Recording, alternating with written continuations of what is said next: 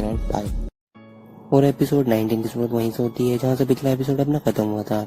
और एसिड उसके सामने बैठती होती है। वो कहती है कि आप कैसे हो यंग मोनार्क। फिर जो शो होता है वो कहता है क्या अभी इसने कहा यंग मोनार्क। वो काफी ज्यादा हैरान हो गया होता है।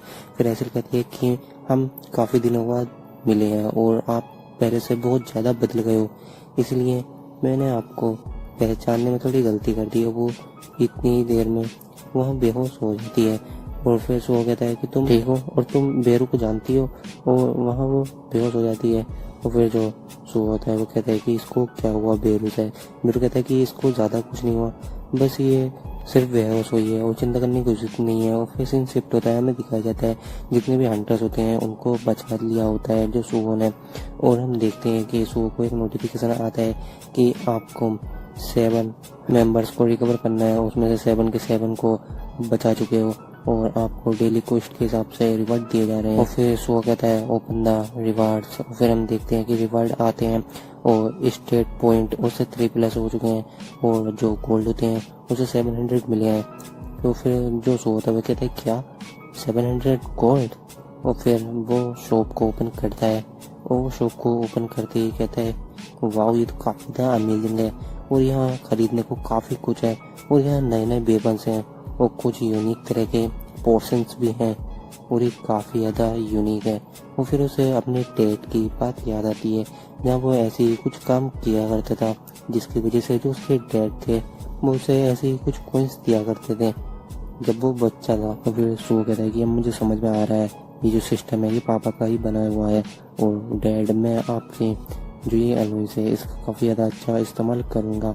और फिर हम देखते हैं एसिल अभी भी बेहोश होती है और काफ़ी ज़्यादा कमज़ोर होती है। और फिर हम देखते हैं सो को जिसने एक पोर्शन को खरीदा होता है, मगर ये जो पोर्शन होता है वो यार इतना ज़्यादा हाई नहीं होता है, ये काफ़ी ज़्यादा कम क्वालिटी का होता है जो कि ई रैंक में इसको रख सकते हो।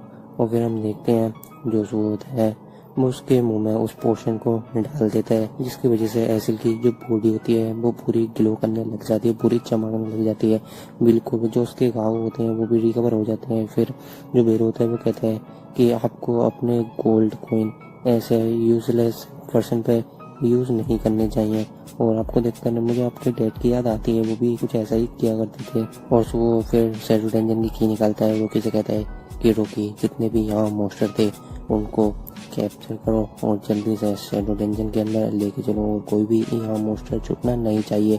और फिर हम देखते हैं वो शैडो डंजन को एक्टिवेट कर देता है और ग्रे और रोकी उन मोस्टरों को उसमें लेकर चले जाते हैं। फिर जो बेरू होता है वो कहता है कि यंग मोनार्क कि आप हमारे साथ नहीं आ रहे। तो जो सो होता है वो कहता है कि नहीं मुझे अभी थोड़ा काम है। और फिर हम देखते हैं वो उन्हीं मिस्ट बान के पास आ जाता है जहाँ उन मोस्टरों ने उन्हें सेक्रीफाइस के लिए लाया हुआ था। और वो कहता है कि इनको मिस्ट बान को देखकर ऐसा लगता है कि इनके लिए ये जो है ये इस सजा से कम नहीं है और ये काफ़ी ज़्यादा पेनफुल लग रहा है इनके चिल्लाने से, मगर मैं इनके लिए कर भी क्या सकता हूँ। और फिर वो उस हैवी स्वॉर्ड को निकालता है और उसे चार्ज कर देता है। और वो कहता है कि मैं तुम्हारी हेल्प बस इतनी कर सकता हूँ। वो उस स्वॉर्ड की स्टॉर्म स्लैश को एक्टिवेट कर देता है। हम देखते हैं जो उसकी स्लैश की आवाज़ होती है वो पूरी जगह फैल गई होती है। फिर हमें बाहर का सीन दिखाया जाता है जहाँ एक हंटर पुलिस स्टेशन में आ चुका होता है और फिर वो किसी की बात याद करता है जहाँ बताया गया होता है कि वहाँ बड़े बड़े लिजार्ड थे और वहाँ कुछ जो मिस्ट वन थे उनको भी रिकॉग्नाइज किया गया है। और वहाँ जो हंटर्स की बॉडी मिली है उन्हें देखकर ये नहीं लगता कि उन्हें किसी मोस्टर ने ऐसा करा होगा। और थोड़े अंदर जाने के बाद हमें पता लगा कि वहाँ पर एक बेसमेंट था, मगर उसको भी किसी ने तबाह कर दिया था। ऐसा लग रहा था कि उसको किसी ने ब्लेड से बर्बाद किया हो। क्या ऐसा हो सकता है कि वहाँ पर कोई और मोस्टर भी हो? और फिर वो डुकियोन से कहता है कि मिस्टर डुकियोन तुम ही हो ना जिसने हमें ये इन्फॉर्मेशन दी है, मगर रिकॉर्ड में तो बताया गया है ये एक संसुओ नाम का भी लड़का तुम्हारे साथ था। फिर हम देखते हैं वो बंदा कहता है कि हाँ वो लड़का मेरे साथ था, वो मेरा जूनियर है और मैंने ही उसको मदद के लिए बुलाया था। तो वो कहता है कि वो आप कहाँ हैं। डुकियोन थोड़ा सोचने के बाद बोलता है कि हम दोनों साथ में वहाँ से भाग गए थे, हमें पता लगा कि यहाँ पर काफ़ी ज़्यादा ख़तरा है इसलिए हम दोनों यहाँ से भाग गए थे और मैंने उसे काफ़ी अच्छे तरीके से एक सेफ जगह रखा है और जानता हूँ ये काफ़ी ज़्यादा एम्बैरेसिंग है, मगर एक ई रैंक होने के नाते मेरा दोस्त, मेरा पार्टनर और मैं कर भी कह सकते थे, आपसे बस हेल्प ही मांग सकते थे। इसमें वो बंदा कहता है, हाँ तुमने ठीक कहा, तुम एक ईरैंक हो और तुमने काफ़ी ज़्यादा अच्छा करा। और वो उसके कंधे पर हाथ रख के कहता है, जो भी हंटर एसोसिएशन का मैनुअल है तुमने उसे अच्छे से फॉलो किया और तुम एक ही रैंक के नाते वहाँ कर भी कह सकते थे और तुमने बिल्कुल अच्छा किया। और फिर वो वहाँ से जाने लग जाता है। वो कहता है कि अच्छे से छानबीन करो और कोई क्लू भी नहीं रहना चाहिए, सारे क्लू को जल्दी से सामने लाओ ढूंढ कर। फिर हम देखते हैं वो जो बंदा होता है वो सोच रहा होता है कि मुझे पता है कि ये सब संसुओं ने करा है, अगर संसुओ वहाँ नहीं होता तो पता नहीं क्या होता, और मुझे पता है कि ये उसी ने किया है।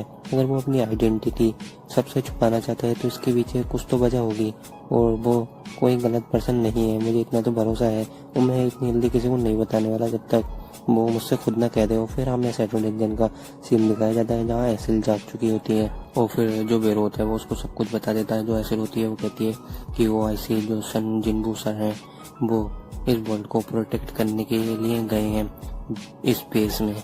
और फिर बेरो कहता है कि मुझे यहाँ मोनार्क्स में भेजा है सुओ की सील हटाने के लिए, मगर यंग जो मोनार्क यानी कि सुओ है उनकी सील तो पहले से हटी हुई है क्योंकि वो तो काफ़ी ज़्यादा स्मार्ट है ना। और फिर हम देखते हैं जो सुओ होता है वो कहता है कि हम पहले भी मिल चुके हैं। जो ऐसी होती है वो स्माइल करते हुए बोलती है कि हाँ हम पहले टोटल इवेंट में मिल चुके हैं और आपने तो कहा था कि मैं आपको कभी नहीं भूलूंगा और फिर भी आप मुझे भूल गए। और फिर सुओ सोचने लग जाता है। वो कहता है कि जो पिछली यादें हैं वो काफ़ी ज़्यादा लेजी हैं और फिर वो याद करने लग जाता है, उसे याद आ जाता है। वो कहता है कि अरे हाँ तुम तो वही लड़की हो ना जिसने पहली बार में ही मुझे सिलेंडर कर दिया था, मुझे याद आ गया। फिर हम देखते हैं जो बेरूत है वो उस पर काफ़ी ज़्यादा गुस्सा होता है। वो कहता है कि ये तो सन जिनबू सर का सिर्फ एक टेस्ट था। और हम देखते हैं जो एसिल होती है वो रोने ही वाली होती है। और फिर हम देखते हैं कि जो बेरो होता है वो कहते हैं कि डीमन रैली के अंदर आखिर क्या हुआ, जल्दी बताओ। फिर जो वो लड़की होती है वो कहती है कि अगर मैं आप दोनों को एक्सप्लेन करूं तभी अच्छा होगा। यंग मोनार्क आपने तो सुना ही होगा बेरो से, जो सन जिनबू सर थे उन्होंने पूरे डीमन रियल को हाईलाइट कर दिया था और उसकी जितनी भी जिम्मेदारी थी वो हम नोबल फैमिली को सौंपी गई थी, यानी कि रेदुरु क्लैन को।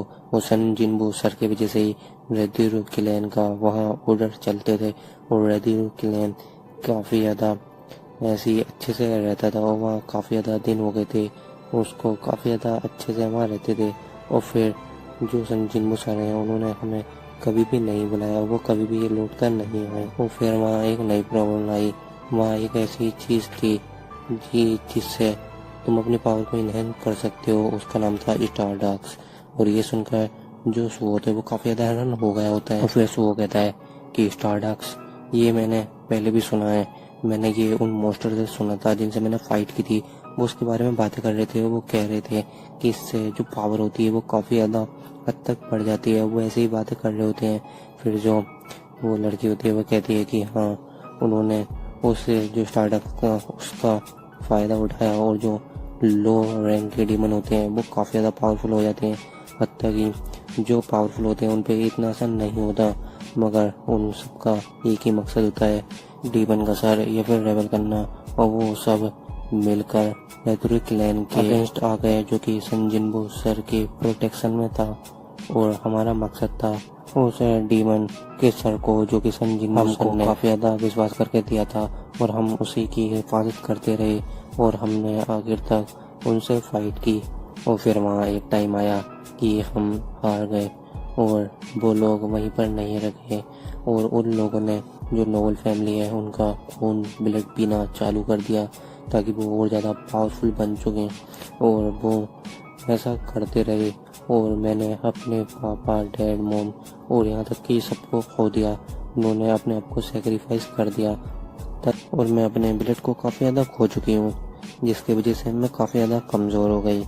और ये काफ़ी ज़्यादा अच्छा हुआ ना कि मैं वहाँ बच गई, काफ़ी ज़्यादा अच्छा हुआ ना। और जो सन जिनबू सर ने हमें सर दिया था वो उसकी भी हम हिफाजत नहीं कर पाए और सन जिनबू सर होते तो वो क्या कहते हैं। और तभी आवाज़ आती है कि एसिल तुमने काफ़ी ज़्यादा अच्छा काम किया है। फिर एसिल देखती है कि ये जो होता है वो सुओ बोल रहा होता है और सुबह कहता है कि तुमने काफ़ी ज़्यादा अच्छा काम किया और यही काफ़ी है।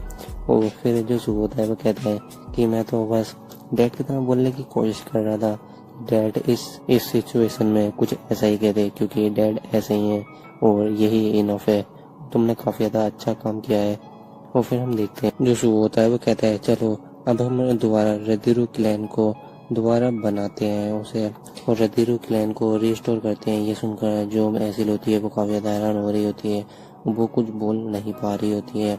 और फिर हम देखते हैं जो एसिल होती है उसकी आंखों से आंसू निकल रहे होते हैं और वो सोचती है कि जो यंग मोनार्क हैं वो रदीरू क्लैन के लीडर होंगे। और फिर सुबह के बाद एक मैसेज आता है सिस्टम की तरफ से, the last survivor of the pure blood टीवन ओवर। एसिल रदीर, क्या तुम इसे अपने कंपेनियन के हिसाब से चूज करना चाहोगे?